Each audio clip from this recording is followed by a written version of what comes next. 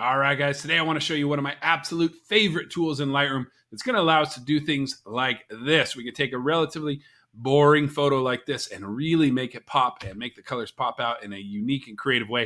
I'm going to show you how to do that right now. So let's get started. I'm going to go ahead and reset everything on here.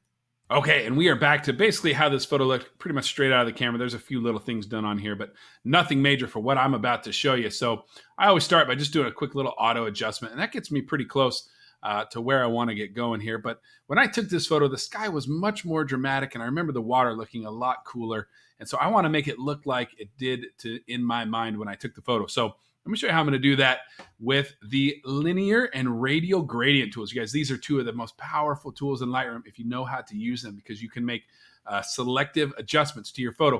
Kind of like this. Let's start by making the sky look a little bit more awesome. You can see if I wanted to adjust for the sky, to get the sky to look like I did without adjusting the whole photo, right? Like that's kind of what I wanted the sky to look like, but that ruined the whole photo for me, and that's not what I want at all. So let's talk about how we could make adjustments to just the sky and not adjust the rest of the photo. What I'm going to use here is called the Linear Gradient tool, which is this dude right here. You guys, you can find this tool in every version of Lightroom, whether you're on your phone, your Chromebook, your tablet, your PC, your Mac, whatever it is. There is a linear gradient option. You just need to find it there. And you can see when I click on that, all of my tools here changed. And what I'm going to do, just to demonstrate this, is I'm going to set this exposure to -4, like an extreme exposure here. And you can see nothing happened to this because I haven't created my gradient yet. So watch this. What I'm going to do is bring my cursor out here, and I'm just going to click and drag from here and down. And let's talk about what's happening here. So everything from this line up is being underexposed by 4 stops because I set my exposure to -4. And then everything from this top line to this bottom line is a transition from -4 to 0. So you can see that is only affecting everything basically from here up. And the bottom part of the photo hasn't been affected at all. And the wider the gap between these two lines, from this one to this one, the more subtle the transition is from -4 to 0. So I can spread this out, and that softens up that transition and really spreads it out for me. But basically, everything from the middle line up is going to really be affected by whatever we chose there. Whoops, I didn't mean to do that. So I just pressed the delete key on my keyboard to make that go away. I'm going to move this up a little bit.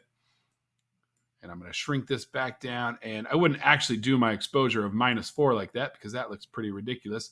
But let's talk about some of the things we can do. I am going to adjust the exposure a little bit. I do want to darken that down just a touch, not too much. Maybe pop up the contrast a little bit on the sky. But one of the things I really want to hit is this dehaze slider right here. And you can see that's going to make the sky pop a little bit for me. Maybe add a little bit of clarity. And then I want to make this look a little bit more sunsetty and not quite so blue. So what I'm going to do is I'm going to grab these two sliders right here. The temp slider, I'm going to make it a little bit more yellow right there. And then the tint slider, I'm going to really bring that to put some purple into it. And look at that nice sunset feel that I got in the sky there. I might stretch out this transition just a little bit there, just to make the transition there from there to there a little bit softer, and then maybe move this down just a touch. And I love the way the sky looks now because of that linear gradient. Then again, it's kind of just fading out over the mountains, and it's not really bothering me at all like that. Okay, let's do another one.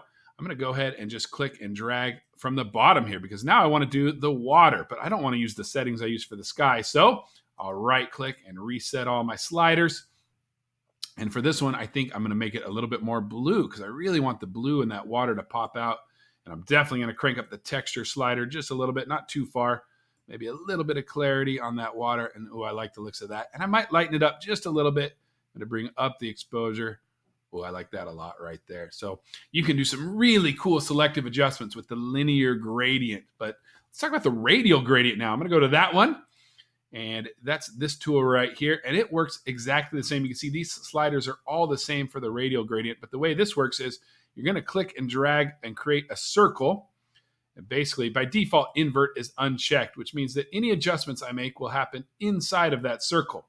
So what I'm going to do is I'm going to move this circle so it's right over my boat.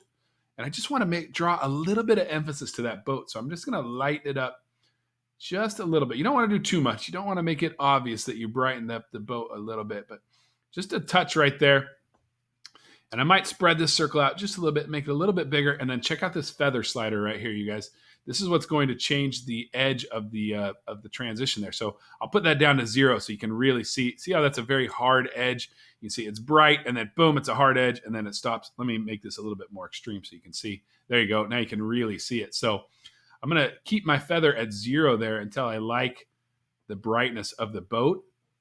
And then I'm going to start cranking this feather up until the transition basically disappears and is almost gone between highlight and shadow. And that's just going to barely brighten that boat up a little bit. Look at that before and after. So I'm just drawing some attention to that boat down there, and it's really helping that thing pop out.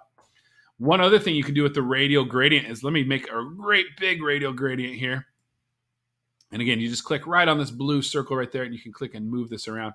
And this is a nice way to add a vignette, but to really kind of have control over where your vignette is in your photograph. So what I'm going to do is I'll make this one nice and big. Right, get that guy right about there. And this time I'm going to click the invert button because I want to affect what's outside of the circle. And I'm going to drop the exposure down a little bit to give me that nice subtle vignette. And again, I'll play around with the feather. You can see there it is at 0. We definitely don't want that. I'm going to crank that up until I like that, and then maybe bring my vignette back just a little bit. I like the looks of that. So look at that. We went from this to this just with a few clicks of a radial and a linear gradient tool, because these are powerful tools that really allow you to do some powerful editing in Lightroom and do some really cool things to your photographs. So play around with these and see what kind of stuff you can create now that you know how to make your photos look better in Lightroom.